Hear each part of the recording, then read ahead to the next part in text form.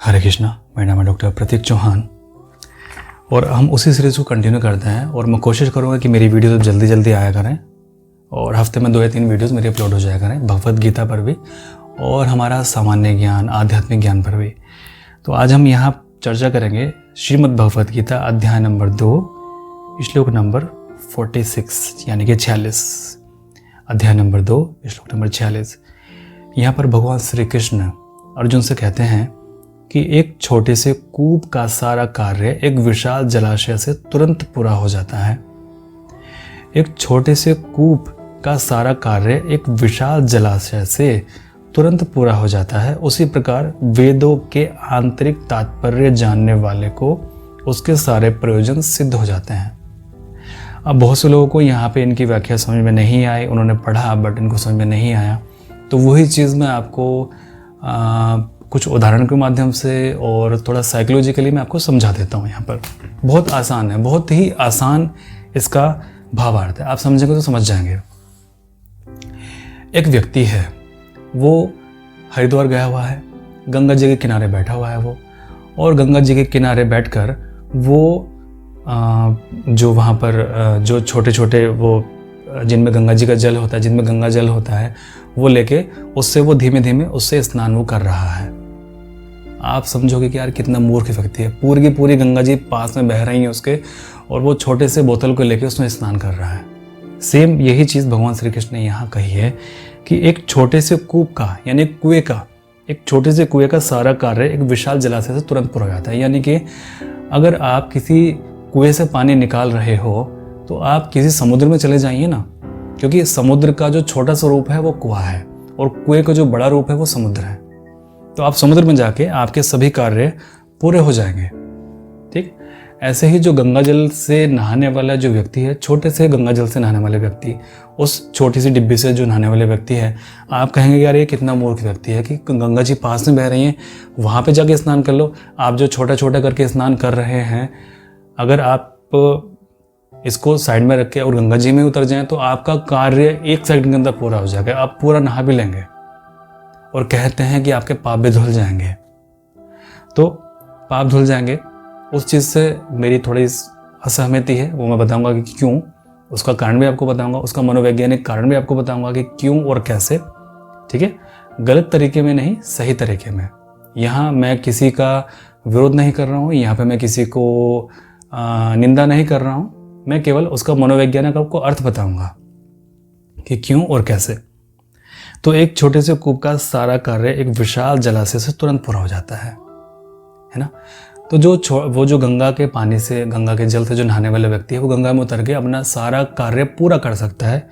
इसी प्रकार वेदों के आंतरिक तात्पर्य जानने वाले को उसके सारे प्रयोजन सिद्ध हो जाते हैं। अब जितनी भी पुस्तकें हम पढ़ते हैं, जितनी भी आध्यात्मिक पुस्तकें हम पढ़ते हैं, केवल पढ़ने से काम नहीं चलता, केवल समझने से काम नहीं चलता, उसके आंतरिक तात्पर्य को अपनी आत्मा में उतारना पड़ता है, उसके आंतरिक तात्पर्य को अपनी चेतना में उतारना पड़ता है। अब जैसे बहुत से लोग मुझसे कहते हैं कि डॉक्टर साहब हमने गीता बहुत पढ़ी है। जी मैं पेशे से चिकित्सक हूँ, तो हमने गीता बहुत पढ़ी है और हमने कई बार पढ़ी है, और जब भी हमें कोई टेंशन होती है हम गीता पढ़ लेते हैं और हमारा समाधान हो जाता है। तो मेरे मन के अंदर यही प्रश्न उठता है, तो फिर अभी तक आपने गीता को पढ़ा ही नहीं है कि गीता पढ़ने के बाद यदि आपके लाइफ में टेंशन हो रही है और उस टेंशन का समाधान करने के लिए आप फिर से गीता पढ़ रहे हैं, तो आपने गीता को समझा ही नहीं है। क्योंकि एक बार गीता को पढ़ने के, समझने के और उसको अपनी आत्मा में उतारने के बाद में फिर कोई समस्या होती ही नहीं है लाइफ में। फिर तो आप इसको पूजा वाली जगह पर रख दीजिए बस, इसका सम्मान करिए बस, या फिर किसी और को दान में दे दीजिए बस, इतना ही कर सकते हैं। और यदि आपके लाइफ में टेंशन आती है और बार बार आप गीता को पढ़ते हैं वो टेंशन को ख़त्म करने के लिए, फिर आपको गीता समझ में नहीं है, फिर आपने उसके आंतरिक तात्पर्य को नहीं समझा। आप समझ रहे हैं ना जो मैं कह रहा हूं। इसी प्रकार वेदों के आंतरिक तात्पर्य को जानने वाले, यानी भगवान श्री कृष्ण ने जो गीता के अंदर कहा है, यदि आप उसको बारीकी से समझ लेते हैं, उसकी अपनी आत्मा में उतार लेते हैं, फिर इस गीता की कोई आवश्यकता नहीं है, फिर किसी वेद की कोई आवश्यकता नहीं है, फिर किसी पुराण की कोई आवश्यकता नहीं है, फिर किसी कथाकार की, कोई कथावाचक की कोई आवश्यकता नहीं है। ये जितने भी कथावाचक हैं ना, सबसे ज़्यादा भ्रष्ट तो इन लोगों ने हिंदुओं को किया हुआ है। सबसे ज़्यादा भ्रष्ट इन लोगों ने धर्म को किया हुआ है। कहने को तो बड़ा कथावाचक है, लाखों लाखों लोगों की भीड़ लगती है, ठीक है, और मुझे केवल कुछ हजार लोग सुनते हैं, परंतु सबसे ज़्यादा भ्रष्ट है, सबसे ज़्यादा जो पतन जो किया है लोगों का, वो इन लोगों ने किया है, ठीक है। और कभी इस बात को गहराई से सोचना कि उनको अंत में जाके क्या मिलेगा, क्या वो उसके तात्पर्य को समझ रहे हैं? केवल आपने कहानी सुनी, आपको मनोरंजन हो गया, आपने भगवान को भी मनोरंजन की चीज समझ लिया है। आपने घर में जागरण करवाया और जागरण में आपने शिव पार्वती जी को नचवा दिया और सभी लोग एंजॉय कर रहे हैं उनका नृत्य देखते हुए। ये है आपकी आस्था? आप उनका मजाक बना रहे हो, आप उनसे मनोरंजन कर रहे हो। यही है पतन का कारण। और ये जो सनातन धर्म है ना, इसके पतन का कारण केवल यही है, इस भगवान श्री कृष्ण की गीता में जो बात कही हुई है कि आपने समुद्र को छोड़ रखा है और आप उस छोटी सी डिब्बी के पीछे पड़े हो। आपने पूरी की पूरी गंगा माँ को छोड़ रखा है और आप उस छोटी सी डिब्बी के पीछे पड़े हो। आपने जो हमारा जो मेडिटेशन है, जो ध्यान है, जो समाधि है, आपने उसको छोड़ रखा है और आप छोटी छोटी पुस्तकों के पीछे पड़े हो। मैं हाथ जोड़ के बड़ा विनम्रता से आप तक से कहना चाहता हूँ कि आप छोटी छोटी पुस्तकों, श्रीमद् भगवद गीता, ऋग्वेद, अथर्ववेद, इन पुराणों, उनके पीछे पड़े हो, कथा वाचकों के पीछे पड़े हो, कथाकारों के पीछे पड़े हो, गुरुओं के पीछे पड़े हो। आप पूरा समुद्र आपको दिया हुआ है इस सनातन धर्म ने, समाधि, मोक्ष, आप उसको छोड़ के इन चीज़ों के पीछे पड़े हुए हो। तो ये श्लोक मुझे बहुत अधिक प्यारा यहाँ लगा, बहुत अधिक मुझे अच्छा लगा और बड़े ही साधारण शब्दों में भगवान श्री कृष्ण ने यह समझाया, जो कि आमतौर पर हमें समझ में नहीं आते क्योंकि हमारा सोचने का स्तर उतना नहीं है।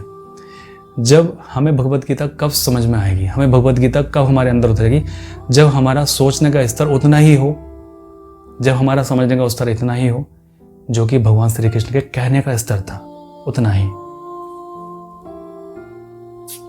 अब यहाँ पर जो यहाँ लेखक ने जो व्याख्या की है, उन्होंने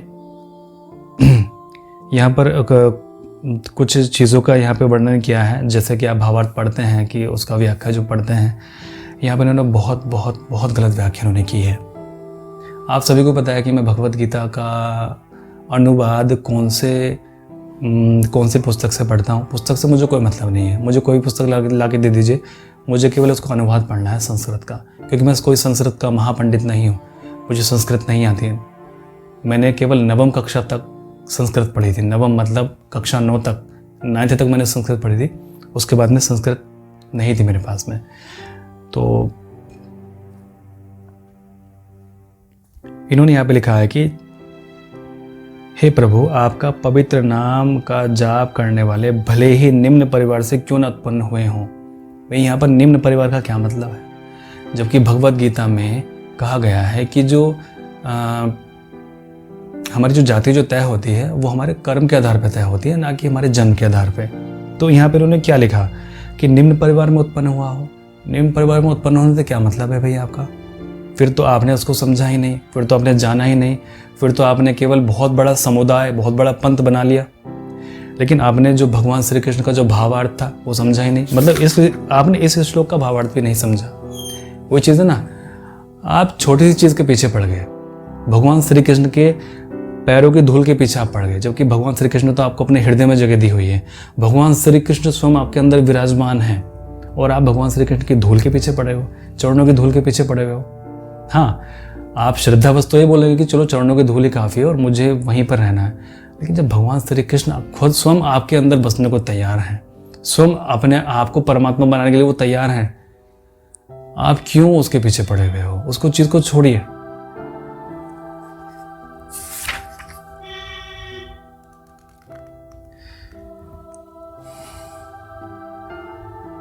चलिए, तो आगे का जो श्लोक है वो बहुत अच्छा श्लोक है, आगे हम उसकी चर्चा करेंगे। श्रीमद् भगवद गीता अध्याय नंबर 2 श्लोक नंबर 47। आपके जो प्रश्न हैं किसी भी चीज़ को लेके, वो आध्यात्मिक रूप में हो या कोई भी, आप मुझसे ज़रूर कीजिएगा, उसका उसको आंसर मैं उत्तर में ज़रूर दूंगा आपको। परमात्मा सभी का भला करे।